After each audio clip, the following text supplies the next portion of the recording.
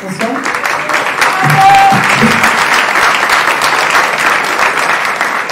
Merci. Alors, effectivement, je suis la fondatrice et ancienne présidente de Notre Affaire à tous. La présidente, maintenant, c'est Clotilde Bateau.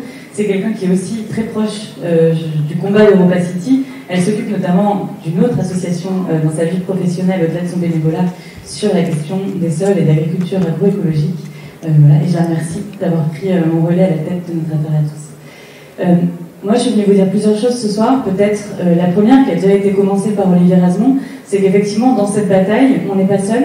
Et on est d'autant moins seul que la bataille d'EuropaCity, c'est pas qu'une bataille territoriale, c'est une bataille planétaire, c'est une bataille pour le vivant, c'est une bataille pour la nature et pour les droits de la nature. Ce combat-là, c'est le même que celui qui est porté par Jamie Margolin, Juliana, ces milliers, des dizaines de milliers d'adolescents aux États-Unis qui non seulement manifestent et ont manifesté par dizaines de milliers sur le Capitole cet été, mais aussi est en justice contre l'administration américaine pour l'inaction climatique. Et il lance d'ailleurs un appel aujourd'hui sur tous les réseaux sociaux, et vous pouvez les retrouver, parce que Trump essaye de repousser leur procès. Il n'a pas arrêté d'être repoussé depuis plusieurs mois, et on attend maintenant, et ce combat-là, c'est celui des générations futures, et ce combat-là, c'est aussi celui d'EuropaCity. Le combat que vous portez, c'est aussi celui qui a été porté par la rivière Little Mahoning, en Pennsylvanie. En 2016, elle a plaidé devant les tribunaux pour défendre ses droits, son droit à se reproduire, son droit à se renouveler, le droit de ses écosystèmes à être protégés. Et elle a gagné, et elle s'est protégée de la fracturation hydraulique qui est désormais interdite, de gaz de schiste, dans l'ensemble de l'État de Pennsylvanie. Ce combat-là, c'est aussi celui de Camilla et de 24 autres jeunes Colombiens qui ont gagné eux aussi contre l'État colombien, contre les régions colombiennes, et qui ont réussi à faire mettre en place des plans de réduction des émissions de gaz à effet de serre, des plans de lutte contre la déforestation, et à donner une personnalité juridique à la forêt amazonienne.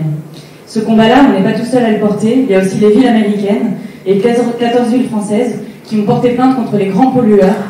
Ces 25 chiens qui ont émis 71% des émissions de gaz à effet de serre depuis 1988, qui sont non contents de polluer sans payer les dégâts, qui sont non contents de polluer en mettant leur argent dans les paradis fiscaux, mais qui également s'approprient notre pouvoir démocratique en écrivant des droits, un droit parallèle, un droit au-dessus de nous, un droit qui défie tous les États et qui s'écrit en dehors de toute source démocratique, ces droits d'arbitrage, ces droits des contraints. Et je voulais vous donner une bonne nouvelle.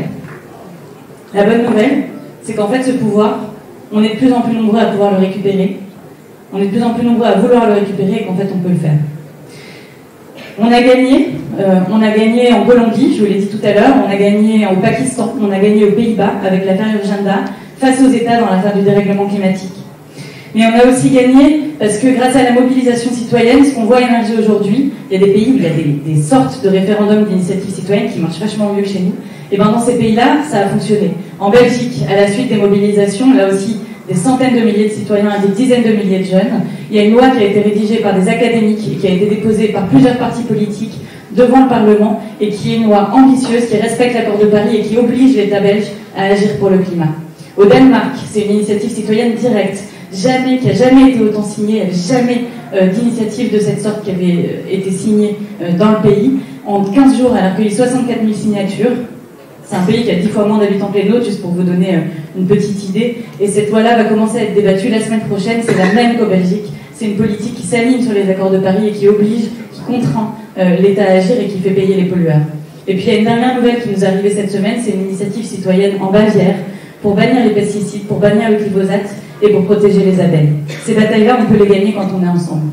Puis peut-être la dernière nouvelle que je voulais vous donner, elle nous arrive la semaine dernière et cette fois-ci d'Australie. Je ne sais pas si vous savez, mais des combats contre les aéroports, on les a déjà menés à travers des mobilisations citoyennes, ça vous le savez, mais aussi devant les tribunaux. On s'est battu contre l'agrandissement de l'aéroport de Vienne, en Autriche. On s'est battu contre l'agrandissement de l'aéroport de Londres, en Grande-Bretagne. Puis à chaque fois, les juges nous ont dit, mais en fait, vous avez raison, quelque part, après l'accord de Paris, ce qu'on doit faire, c'est réduire les émissions. Mais vous savez quoi? Il y a une loi constitutionnelle qui dit que la liberté économique, que le droit de propriété, eh ben, ça vaut mieux que la nature. On continue à se battre avec les associations là-bas, avec les citoyennes et les citoyens là-bas. Mais en Australie, la semaine dernière, ils ont gagné. Et il y avait un projet de grande mine de charbon, Rocky Hill. Et le juge a décidé, il a dit, en fait, il y a une contradiction profonde entre la volonté de vouloir réduire de toute urgence les émissions de gaz à effet de serre et le fait de construire un projet qui va avoir pour effet l'augmentation immédiate des émissions de gaz à effet de serre. Ce combat-là, on l'a gagné.